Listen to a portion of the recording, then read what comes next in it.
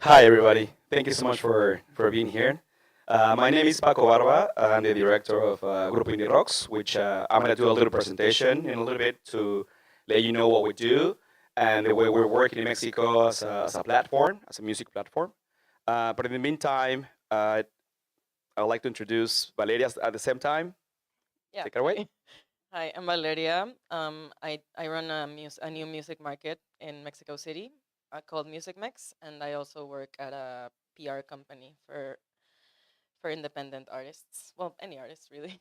Um, but yeah, I mean, we were asked here to talk about the Mexican market and why you should be thinking about it, why you should be in it. So yeah, I mean, basically, sort of basic numbers, but Mexico is a huge country. I think yesterday we were saying it's like six Scotlands or something. Well, Mexico City actually is six Scotlands. Um, it's 25 million people ish. And we're very, very, very passionate music lovers, I would say. Um, I think we're still like one of a place where people are very into like music culture, and people are still like looking for new bands, and the underground scene is amazing. People are like super passionate, and we really invest in music as well. We have really big concerts, and I think we pay very expensive tickets as well. Actually, this year Mexico became the 10th biggest music market in the world. Woo. Yeah, I mean, so I think Paco and I wanted to just talk about why you should visit. Well, this year in November, we're both holding different events. I'm doing MUSICMEX, the music market, and Paco has a great festival called Hipnosis. If you don't know it, look it up. Yeah, well, I'll give you guys a little presentation on it in a second. But yeah, this year, we're teaming up. We're gonna do a collaboration. We're gonna put together Music Mex, which is gonna happen November 3rd to No, 6th, 4th to 4th, 4th yeah. to 6th. And Hypnosis is happening November 6th and 7th. We have one artist that we already announced, which is Mac DeMarco, playing on Friday, and we're going to be announcing all the entire lineup in 2 weeks for what's going to happen in November 7th. So we're going to be doing that collaboration in between people that go to Music Mix. We're going to have panels, and everybody's going to go to the festival, and the festival is going to be participating as well on Music Mix. Yeah, I mean, Music Mix, we have the open call now for artists, so anyone can apply. We encourage you to apply. I think we're very open to any artist, any genre from anywhere. And yeah, I mean, I think Mexico City is just one of those places that I can talk about it for hours, but you have to go to really understand the monster that it is. Um, yeah, I mean, get us in. Okay. Yeah.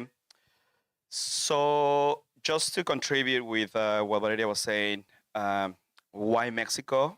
And I'll put the presentation in a second, but I think talking about Mexico and the way we're seeing it is also Mexico is not a single market per se. It's more we have to see Mexico as a platform for the entire region. And some of the stuff that we've been doing is our festivals. We have Hypnosis in one side, which is our kind of like our psychedelic rock outfit. But we've had artists anywhere from Pavement to Quebecois artists. At the same time, every single year we have someone from Quebec, to Godspeed Black Emperor, to Air from France, in collaboration with the French embassy as well. Um, this year, what we want to accomplish is many collaborations, and seen as a platform also helps out to create a framework for emerging artists. Um, so another festival that we have, which is the perfect example of what we want to accomplish, is Pitchfork Music Festival. And we have, as London and Paris, they have their edition. We do our Mexico City edition, which is kind of like the same format, a multi-venue festival. We're around 10,000 between the entire programming. Hipnosis is at 20,000 capacity festival. 15, 20, depends what we're doing and the lineup that we have. But what I want to kind of like focus more on is the way we need to see Mexico as a platform and the way we like to work with emerging artists. Out of necessity, we became a label somehow. Not in the strict sense of being an actual label, but working through the entire layers and the process of being a label and being able to promote an artist way before they hit the territory. Just because we need to look into not only awareness when it comes to promoting an artist, and what I like to give an example, an artist with a budget can also go to Mexico and say, "Hey, I can hire a PR, a marketing company."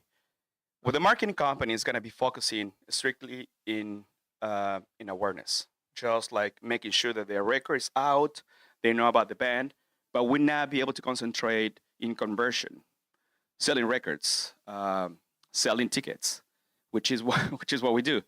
And some of the stuff like we've been moving away from soft tickets to hard ticket, and that's when we need to really make sure that the actual ticket has value. And going back to the Pitchfork situation is a perfect example when it comes to being an actual platform. A perfect example of a Quebecois artist, Corridor. We programmed them in Pitchfork, the festival, and subsequently they got reviewed by Pitchfork, and subsequently they got signed by Sub Up, and then Sub Up kick us back to be their PR marketing agency. So it's a full cycle, and that's the way we need to think about when we're working with institutional money, public money, and private money. It's not about. I think the perfect word for that is co-investing. So we need to invest more in artists. So I'm thinking we're always thinking about moving away from just being a live promoter and being more of a partner in the territory. And soft ticket is when you have a sponsorship, or when you have your festival or event or show is more than 60% subsidized by public money or brand money. So you don't have to worry about selling that many tickets, and that's usually around 40% of your income. That's a soft ticket. And when you have a soft ticket, you're like, okay, I don't have to sell tickets. Then I have to my conversion rate is completely different than an actual selling tickets. A hard ticket is basically you got to sell tickets to be able to survive, which in a way is kind of better, because you really have to focus on the value of what a ticket costs, and you have to make sure that the value not monetarily, but in terms of equity, like what's the show that you're going to go to see, the venue that they're playing, the sound, everything is in the right order and is equipped and balanced with what you're paying for the ticket. So if you're able to sustain a festival or a venue with hard ticket, we're in the right path. We cannot do it if we don't construct or build a framework where the relationship with the artist is a long-term relationship, especially with emerging artists.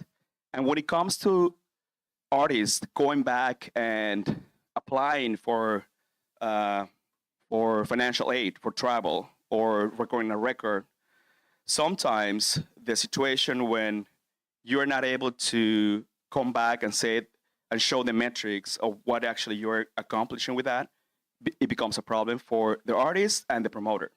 So thinking about more of a relationship in the long term that works for everybody is what we've been focusing on. And we see Mexico as that particular platform instead of just a single market. And everyone I talk to, I try to like, even labels and agents in the US, for example, like I try to first to try to make sure that they know that Mexico is part of North America, a region, right? That's the first thing, because there's a huge situation, a huge battle between like European agents and North American agents saying like Mexico is South America, so they have to take on the territory. So first we got like let's talk about our region, right? Then we can go into a single market. And Mexico as a single market, if there is not a proper framework to actually be able to work, it's not sustainable. Not for an artist, not for a promoter, because we can get you like I want to take some of you guys like San Jose. I want to take to Mexico, right? I haven't seen them, but I'm gonna see them soon. But for the looks, it's like it might be a band that could work in the territory, but it cannot work if we don't see it as a long term. And that's when the real work comes in, because instead of being a just single market, we're talking about a region, and the corridor effect could happen effectively, where booking agents and labels they start looking at these artists like where are they from, like why are they skipping the U.S. It's because the framework of the U.S. is different than what Canada does, for example, that they have a very interesting public system, right? Mexico doesn't have that, but we're building it from a different framework, which is hard ticket, and adding the value, like adding the value means that you have to co-invest, and what we're doing when we're co-investing, especially with export music offices, we have to make sure that the return of the investment is more of a long term for the artist as well. That means that it's not only about coming and play; it's about how we can promote you from the beginning. A really good example for that is I think everybody knows this band, King Gizzard and the Lizard Wizard.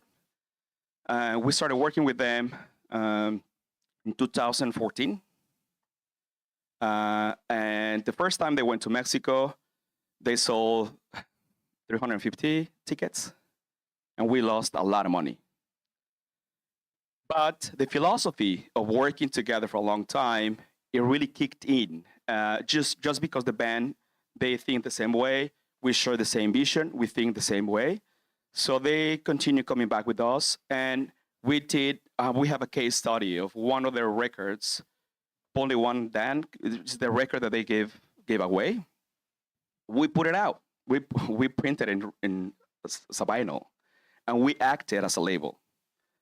So we promoted the record 4 or 5 months before we announced the tour, and we sold out the tour in 2 weeks, because the framework of a label consistently working on awareness, and that strategy is actually tied onto a conversion strategy. It really worked out, and that's exactly what I'm saying when I'm talking about not only having artists play, but do the entire work. And sometimes there is not connected. So we have to make sure that from the beginning, from the get-go, there is an entire plan to have bands being promoted in Mexico, from the record all the way to the shows, and coming back for a soft ticket or a festival, and then come back for a headline show. That's an entire record cycle. That's some of the stuff that we do. I don't know if we want to go to I don't know how many times. Are we out? You want to go back to something? Yeah.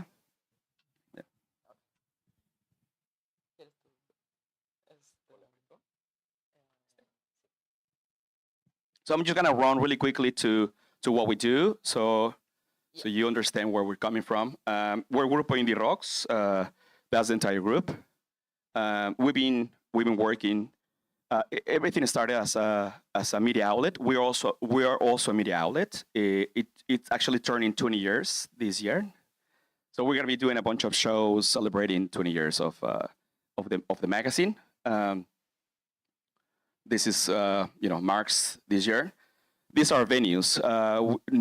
We just don't have festivals. We do venues. We do around 400 shows per year. This is for Indie Rocks, kind of like almost. I was gonna say iconic venue. It's a venue. It has 2 capacities, and this is where the scaling really comes in. I'm gonna show you in a little bit. We have another room. It's 150. This is where everything starts, like from local bands to bands that are actually touring, and they want to showcase their work. That works really well. In this venue, we have 2 capacities, 500 and 950. We're going to be expanding it to 1100 pretty soon. On that particular venue, we've got artists, very small new artists, emerging really cool artists, all the way to Stereo Lab and Yola Tango playing 3 shows on the road. Godspeed, Black Emperor from Quebec, did 3 shows recently. Yola Tango did 3 shows recently, and that is what it becomes the actual framework of scaling an artist. You have to start somewhere, right? So but you have to start solid. So selling tickets is definitely a way to being able to measure. This is some of the shows that we've done. We do everything from hip hop like Earl Sweatshirt all the way to more of indie rock outfits to Dinosaur Jr. that also has played the venue. This is another venue that we have. At the beginning, this venue was sponsored 100% by Vans, the shoes. That's a soft ticket venue. It used to be.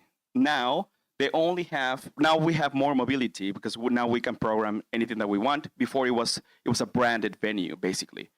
They asked us to do the programming for music, action, sports, and art and design. Now it's more of it's a venue that we have that we do small shows, free shows. Every single Friday we have a small show. It's called Next Era, which is basically emerging artists from Mexico and all over the world. And we scale it to do more of art and design. It's more kind of like a multi-purpose venue. This is the photos are not. It's just for for showing because that's the old venue. This venue is our brand new venue. Is gonna be open in September. We have a show already sold out. This venue used to be a club, a nightclub show. Those are the photos back in the late '80s, early '90s. Electronic music it used to call Medusas. Now we're gonna be turning it into more of an actual venue where we can apply the scaling of the artists. So now Godspeed You, Yola Tango, Dinosaur Jr., all those artists that they play already 3 times for Indie Rocks, they're just gonna play 1 time. And that's all about scaling. And that's all about the long haul, working with artists that they're selling 300 tickets, but tomorrow they're gonna sell 1,000 and then 2,000. And that's the idea of continue co-investing with the artist. Well, we also have a small hotel that is going to be opening in August. So if you happen to be in Mexico City and you want to stay in a rockish sort of a hotel boutique in Mexico City, that's an option. It's not expensive. It says hotel boutique is not expensive. Plus, it has a recording studio as well. That's a recording studio. That's kind of like we also have a beer company. building a framework for an ecosystem, right? So we sell a lot of beer between the festivals and the venue. So we're like, okay, maybe we should become a beer as well, right? A beer company. That's kind of working out okay. Something that we learned is like we don't know how to make beer. So we basically own just that. We don't know how to make beer. So we had to hire someone else. We realized we should just stick to music. And we partnered with someone else so we can actually accomplish that. Pretty good beer, it's craft beer. Brendan is not here, but he will love it because it's kind of like craft beer. And a really cool thing that we do with this is we ask artists to make their own beer. So, for example, Beak had their own label. Yola Tango had their own label. So it's like we do labels and we do like really beautiful posters that become the actual label of the beer, just as a marketing strategy. And we share the revenue with the artists as like a very limited sort of like edition. And this is the festivals. This is Pitchfork Music Festival. We're gonna be doing Pitchfork this year in September. We're gonna be announcing the first week of June. It's gonna be a multi-venue festival. Some of the artists that they've played there is anywhere from Beth Gibbons from Portishead to very small artists for Mexico City. And one of the things that we noticed with this festival in particular is that Pitchfork, the brand, as I mentioned before, kind of started looking into what we were programming. We have 100% independency to program whatever we feel like. We have to go to the board, but we have to we can program anything that we think is proper. And one of the cases we thought we could be kind of like a voice or kind of like a platform for emerging artists. And we did Corridor is one of the cases, but also we work with this artist, Mexican artist, folk singer. Her name is Silvana Estrada, and we actually we programmed her on Pitchfork, and right away got reviewed and got more attention. So they start paying attention to these things, and for us, in term of promoting artists, is part of the work. Also, like that, because that adds a lot of value to our relationship, which we see it as a partnership. This is Hipnosis. We've been doing it for 9 years. Next year is going to be our 10th anniversary, where King Gizzard is going to be playing. I'm just putting it out there. It's not confirmed, but I'm just going to put it out there. So yeah, so I'm just exactly. You have to intentionalize what you really want to accomplish. So this is we've had artists all over the world. We try to complete a full cycle when it comes to promoting artists. Okay, I gotta go, guys, but I didn't see that. But anyway, this is a festival that we've been doing for almost 10 years. This is the one that we do shows the entire year because we see ourselves more of a platform rather than just a festival. So we'll do headline shows through the entire year, and we do the festivals. This is Semana in the Rocks. It's kind of like a back-to-back festival and the media outlet, which I mentioned before. Thank you very much, guys.